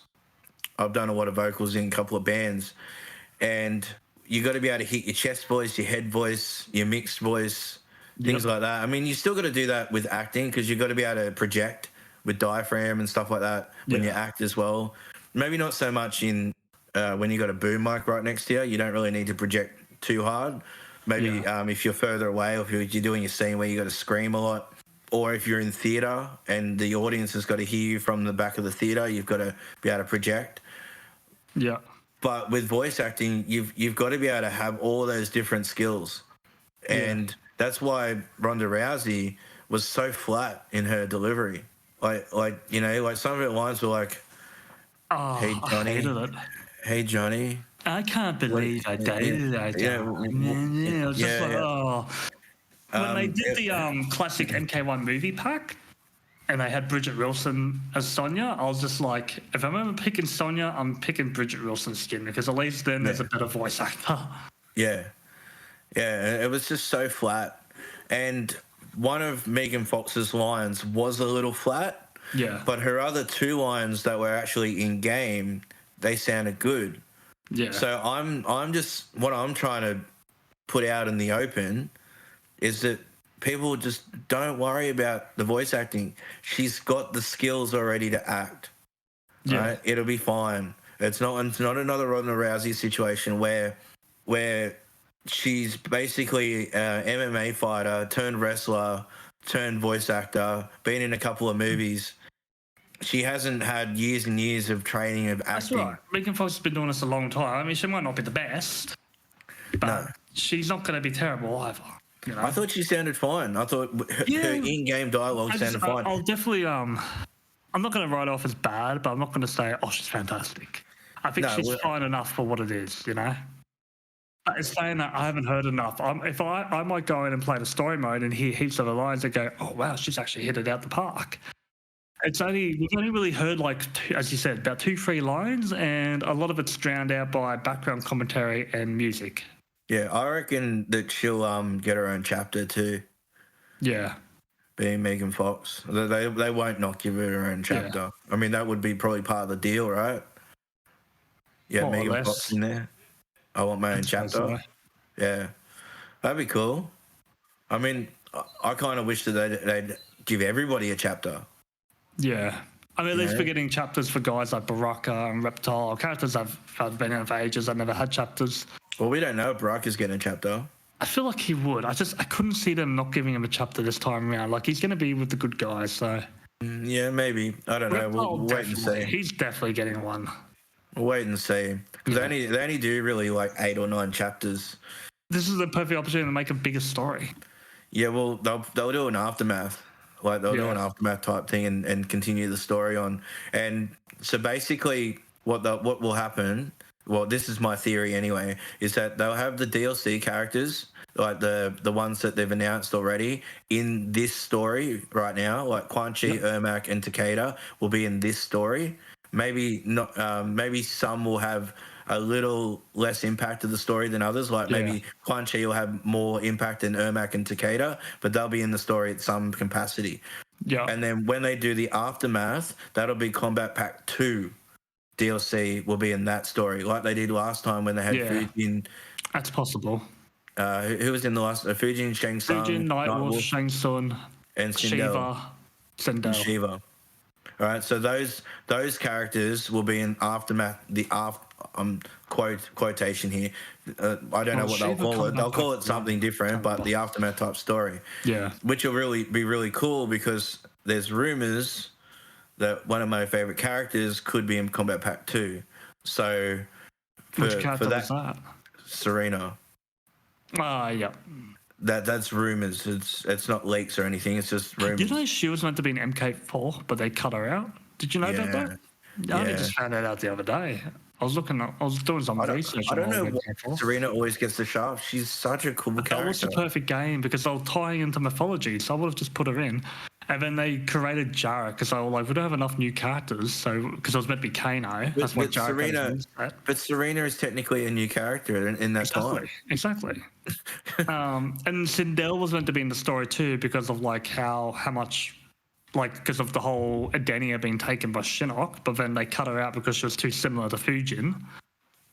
But no, they went with Fujin. They went with Fujin over Serena. That was their, instead of just having both, they were like, it's one or the other. We'll just go Fujin.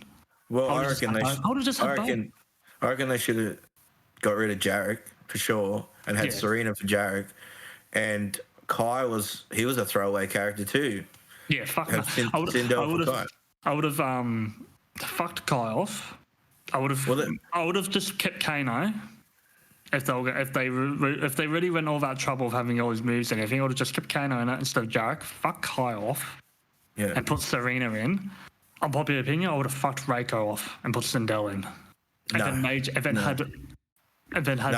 have kept Reiko. I think Reiko he was a cool character. But I would have saved him for another game like Deadly Alliance or something.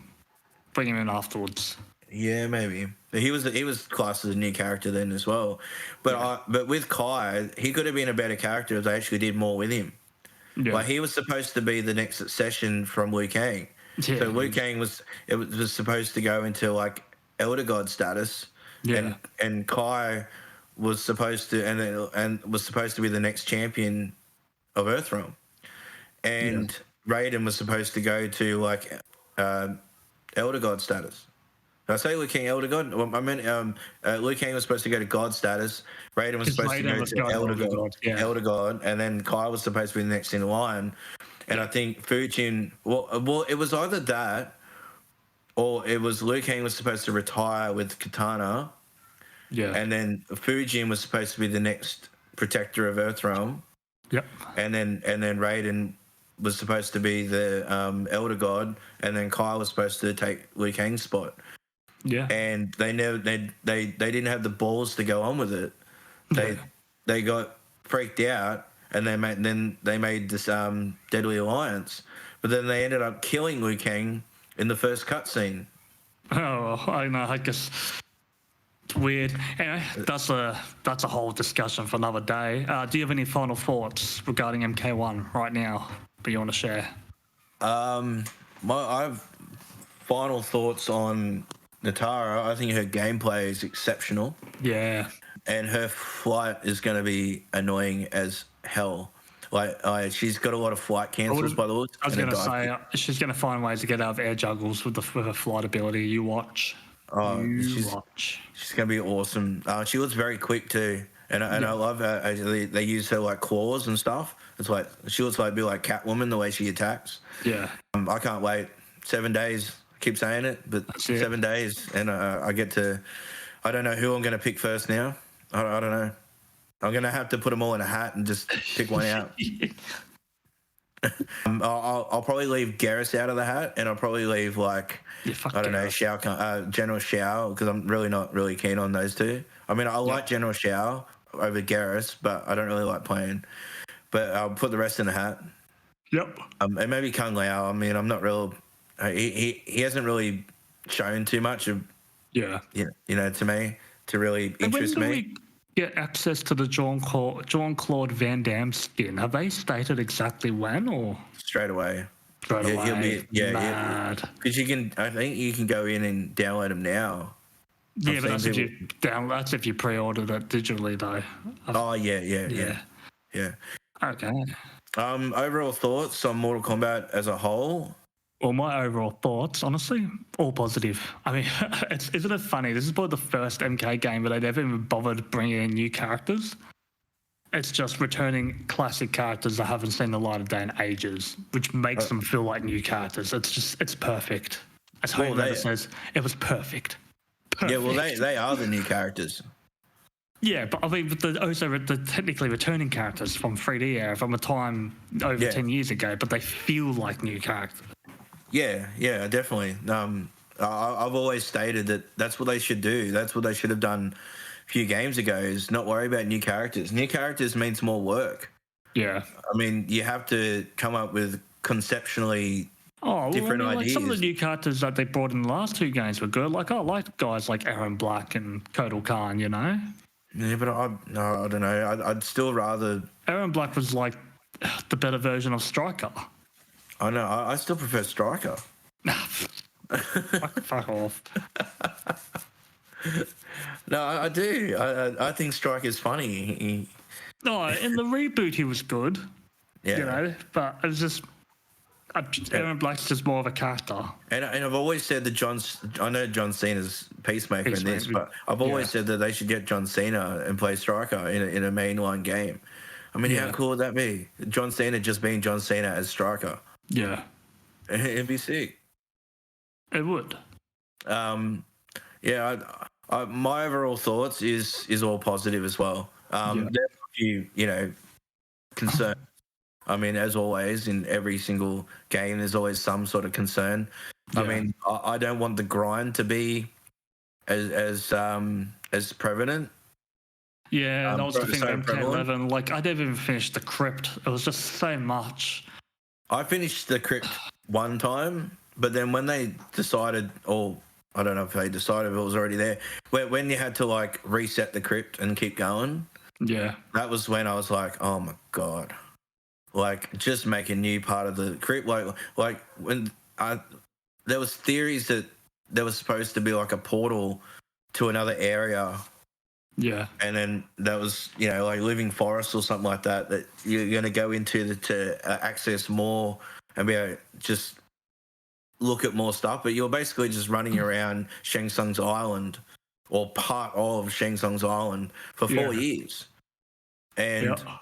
And it was, just reset. And there's even still things today that I have not unlocked.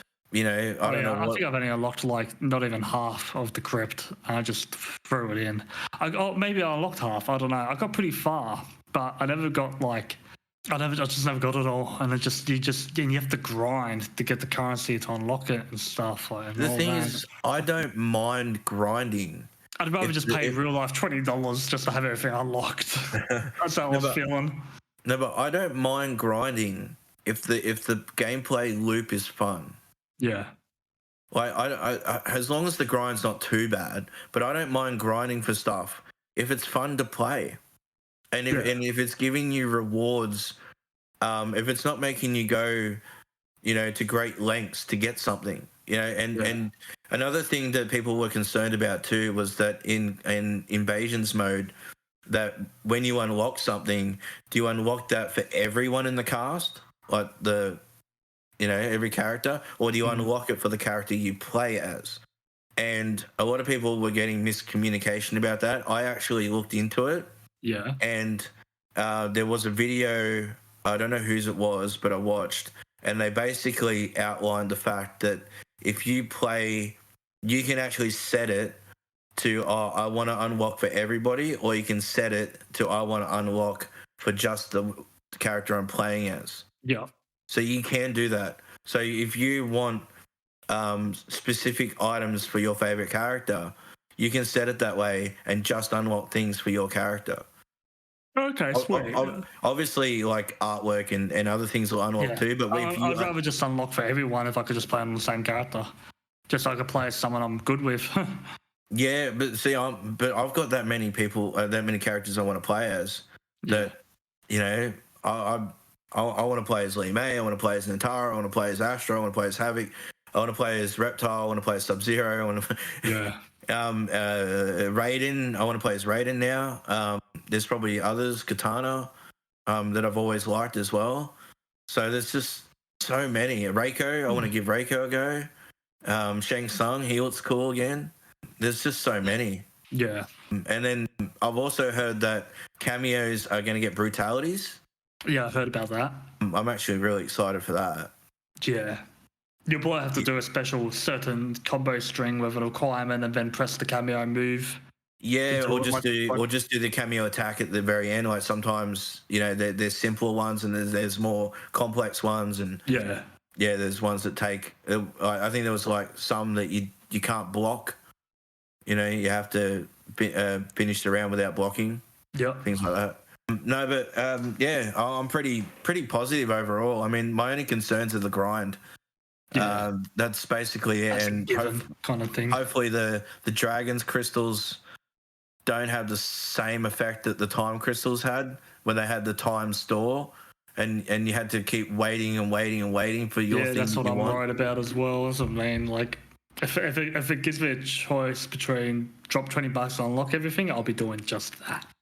I don't like spending real life money on shit like that, but I don't want to unlock everything. Yeah, because I still like playing the game to unlock things. So I'm still old school in that.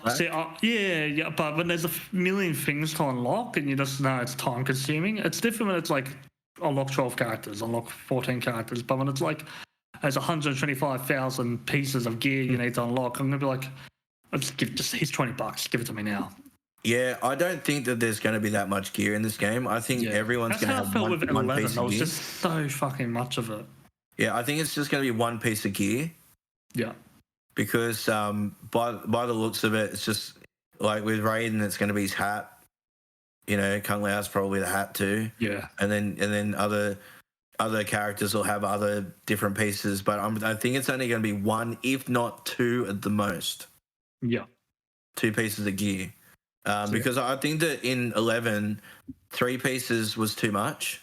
Yeah. Because you'd have one piece that was really prominent, like you can notice it there, not there.